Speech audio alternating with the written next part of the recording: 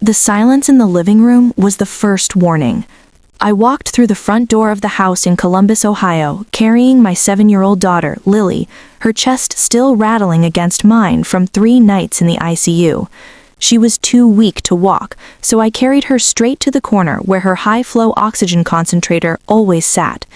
It wasn't there. There was just a rectangular outline of dust on the hardwood floor. Panic spiked in my throat, but then I looked through the bay window into the backyard. My sister Megan was standing under a massive balloon arch surrounded by pink and blue smoke canisters. There was a catering van in the driveway, and my parents were popping champagne. They hadn't been robbed. They had made a choice. They sold the machine that kept my daughter alive to fund a gender reveal party. I didn't scream. I didn't cry. I turned around and walked out the back door to confront them.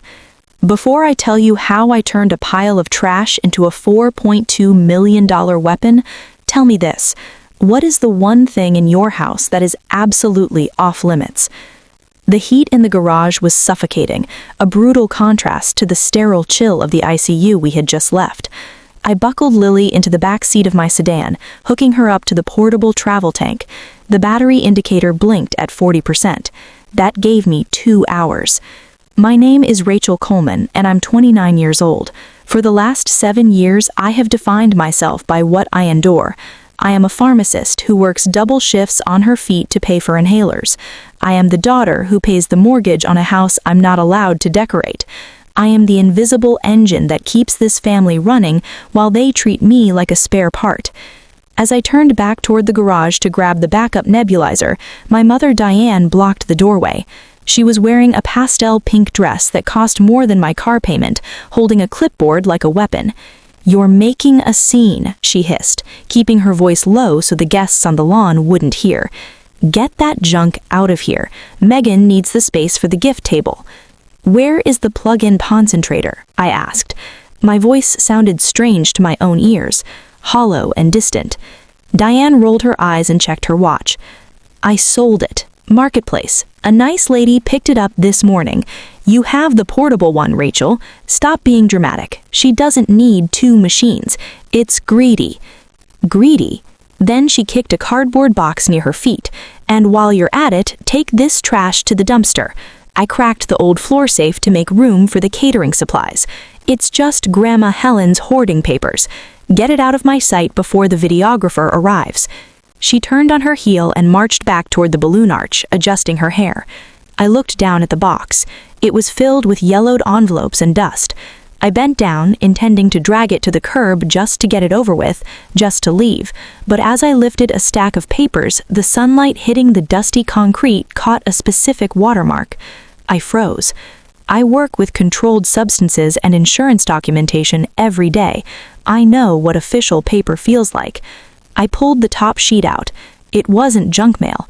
It was a stock certificate. Amazon.com Incorporated, dated May 1999. Underneath it was another, NVIDIA Corporation, dated October 1999, and stamped across the top of every single page in red ink that had faded but not disappeared were 4 letters, UTMA, Uniform Transfers to Minors Act, Custodian, Helen Coleman, Beneficiary, Rachel Coleman.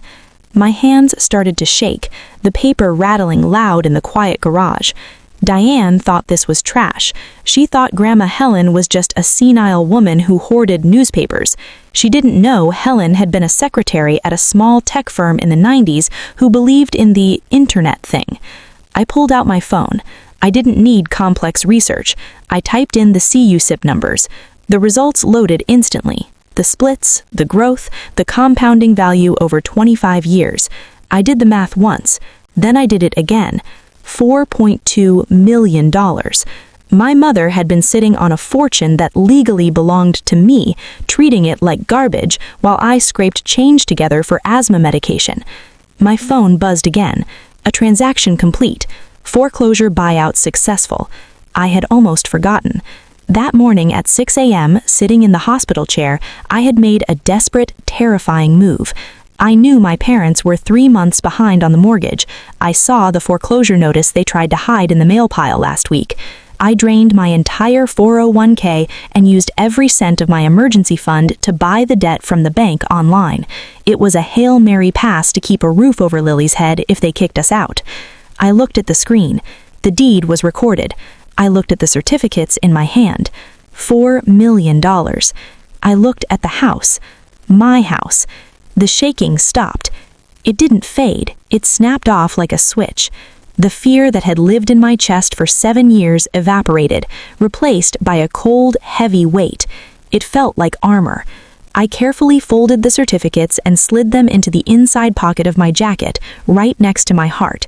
Then I walked over to the breaker box on the garage wall. I didn't flip the switches. Not yet. I walked out of the garage and toward the backyard party. Diane was laughing, handing a glass of champagne to a neighbor. Megan was posing for a photo, holding her baby bump. They looked so happy. They looked so secure. I stepped onto the grass. I wasn't the daughter who paid the bills anymore. I was the landlord, and rent was due. I walked into the backyard, my boots sinking slightly into the manicured lawn. The party was in full swing. 50 people were holding plastic flutes of cheap champagne, their faces turned toward the massive projection screen set up near the pool. My sister, Megan, stood in the center, glowing in a white maternity dress, holding a pin. She was about to pop the giant black balloon that would shower everyone in confetti, while a slideshow of her ultrasound photos played behind her. "Okay, everyone," my father Thomas shouted into a microphone, his face flushed with pride and day drinking. "Count it down. 10, 9. I didn't stop walking. I moved through the crowd like a ghost. No one looked at me. They were too focused on the spectacle. They were cheering for a baby that would have a nursery, a stroller, and parents who adored it, while my daughter sat in a car 50 feet away, struggling to pull oxygen from a battery pack. I reached the AV table. The videographer was a college kid, locked into his viewfinder. He didn't see me until I reached for the HDMI cable connected to his laptop. "Hey," he whispered, startled. "What are you doing?" I didn't answer. I unplugged his laptop and jammed the cable into my phone. The screen flickered. The ultrasound slideshow vanished. The music cut out with a sharp, static pop. A collective groan rolled through the crowd. "Hey, what happened?" Megan whined, lowering the pin. "Dad, fix it." Then the image stabilized. It wasn't pink. It wasn't blue. It was a high-resolution PDF. Warranty deed. Grantor, Franklin County Recorder. Grantee, Rachel Coleman. Date recorded, today, 8:03 a.m. A hush fell over the yard, the kind of silence that feels heavy, like air pressure dropping before a storm. People squinted, trying to understand why a legal document had replaced the gender reveal. I swiped left. The screen changed. Portfolio balance. Total value, $4,218,934. Asset class, custodial trust. I heard a sharp gasp from the front row. It was my Aunt Denise. She knew exactly what those numbers meant. I took the microphone from the table. It screeched slightly as I gripped it. My father turned, his face shifting from annoyance to confusion when he saw me standing there, backlit by the glow of my own net worth. "Rachel," he barked, "what the hell is this? You're ruining the moment." "I'm not ruining it," I said. My voice didn't shake. It carried through the speakers, bouncing off the siding of the house I now owned. "I'm clarifying it." I looked at Diane. She was frozen near the balloon arch, eyes locked on the screen. She recognized the account format. She recognized the custodian name. The blood drained from her face so fast she looked like a wax figure. "You sold my daughter's lungs for a party," I said, "so I bought your house." Megan looked from the screen, to me, to our mother. "What is she talking about? Mom, make her stop!" "This property is now legally mine," I continued, addressing the guests. "The foreclosure was finalized this morning. I paid the bank in full, which means you are all trespassing." I pointed to the gate. "The party is over. Get out." For 3 seconds, nobody moved. They were stunned by the sheer violence of the power shift. The atmosphere curdled from celebration to something closer to a crime scene. Then Megan exploded. Not quiet tears, screaming, stomping, hysterical tears. She threw the pin onto the grass. "You jealous bitch! You always have to make everything about you! This is my day!" Thomas charged toward me, fists clenched. "Turn that off, you ungrateful little—" "Don't," I said. I didn't step back. "I wouldn't do that if I were you, Dad. I'm not the tenant anymore. I'm the landlord, and I'm evicting you." Diane finally moved. She didn't run to comfort Megan. She didn't scream at me. She walked toward the house phone mounted near the patio, her eyes wide, not with shame, but with calculation. It wasn't the fear of a mother caught in a lie. It was the fear of a predator who realized the cage door had just slammed shut from the outside. I thought I had won. I thought public shame would break them. I was wrong. I had just backed a narcissist into a corner, and I forgot the one rule of survival. A cornered animal doesn't surrender. It attacks. "Get out," I said again, moving toward the heavy wooden side gate. I reached for the latch, planning to throw it open and watch them file out like intruders. I never touched the metal. A hand slammed onto the gate just above mine, heavy, calloused, unmovable. I looked up. Thomas pressed his weight into the wood, his face inches from mine. The smell of cheap scotch and expensive cologne washed over me. "You're not opening anything," he growled. "You think a piece of paper makes you the boss? You think you can embarrass us?" He slid the deadbolt home with a final metallic thud. "Dad, move," I said, but the cold certainty in my chest began to fracture. He wasn't moving. He was blocking the exit. Behind me, the silence broke, not with shouting, but with a scream, a sharp, piercing shriek that sounded nothing like my mother and exactly like a victim in a horror movie. I spun around. Diane wasn't looking at me. She was pointing at the guests, her eyes wide, hands trembling theatrically as she held her phone up like a shield. "She's got a weapon!" Diane screamed. "Oh my God, she's going to kill us! She's having an episode!" The guests scrambled backward, white folding chairs toppling over each other as confusion curdled into fear. They didn't see a daughter confronting her parents. They saw what Diane wanted them to see. "Mom, stop," I said, stepping forward. "Stay back," she screamed, backing into the balloon arch. She hit speakerphone. The dial tone purred for half a second before connecting. 911, what is your emergency?" "Help me," Diane sobbed. The tears were instant. Perfect. "My daughter is here. She's on drugs. She broke into the house. She has a knife. She stole my retirement bonds from the safe, and she's threatening to kill her sister." "Ma'am, are you safe?" "No, she's crazy. Please hurry. 42 Oak Street." I stood frozen. The sheer, blackened audacity of the lie paralyzed me. "Drugs? A knife?" I said, holding my empty hands out to the crowd. "I don't have a knife. I have a deed. She's lying." Nobody looked at my hands. They looked toward the driveway because the sirens didn't start in the distance. They whooped right up to the curb. "Police, drop it. Get on the ground." The side gate didn't open. It exploded inward. 3 officers in tactical vests stormed the backyard, guns drawn. They didn't scan the crowd, they scanned for the threat, and the threat was the woman standing alone in the center of the yard while the victim cowered by the balloons. "Get on the ground," the lead officer roared. "I'm the homeowner," I shouted, but I didn't finish the sentence. I was hit from behind. My face slammed into the manicured grass. The air left my lungs in a burst of pain. A knee drove into my spine hard enough to bruise bone. "Hands behind your back, now." I didn't fight. I couldn't. My arm was wrenched backward, my shoulder popping with a sickening jolt. The cold bite of zip ties cinched around my wrists. "Suspect secured," an officer yelled into his radio. Gravel dug into my cheek. I turned my head, trying to breathe, trying to see. From the ground, I saw shoes.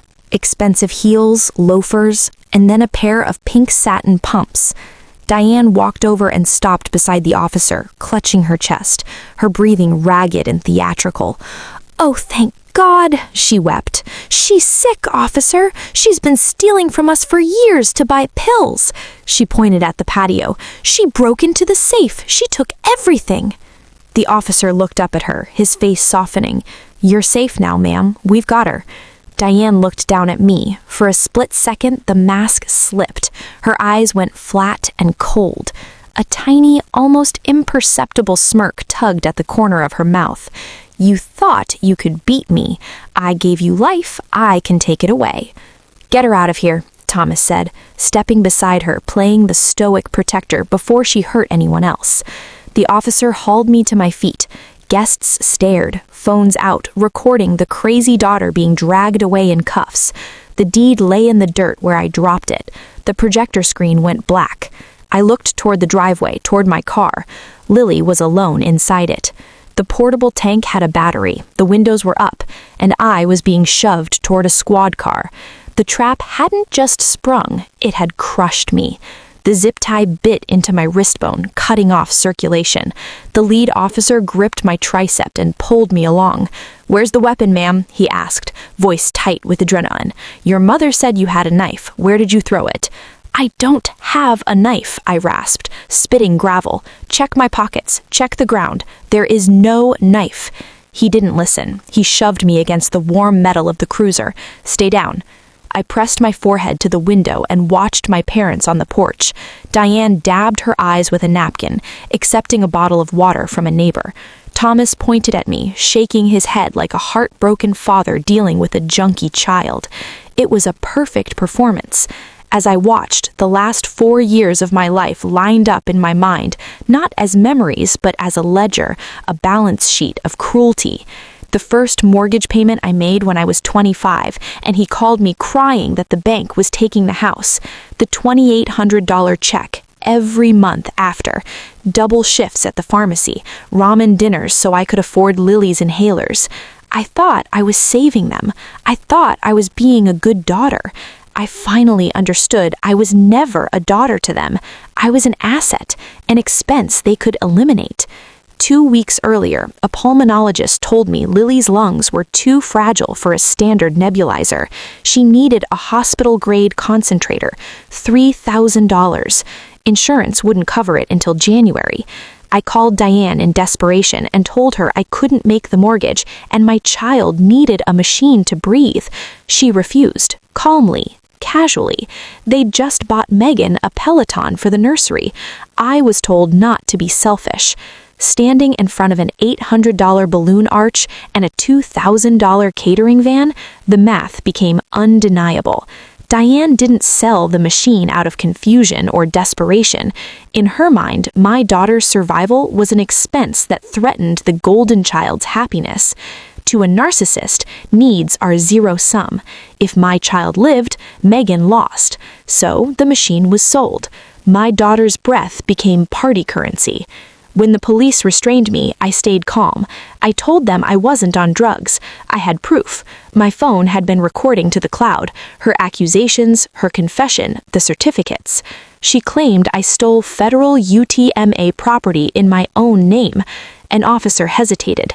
Then Diane produced a forged medical guardianship order, painting me as unstable and incompetent.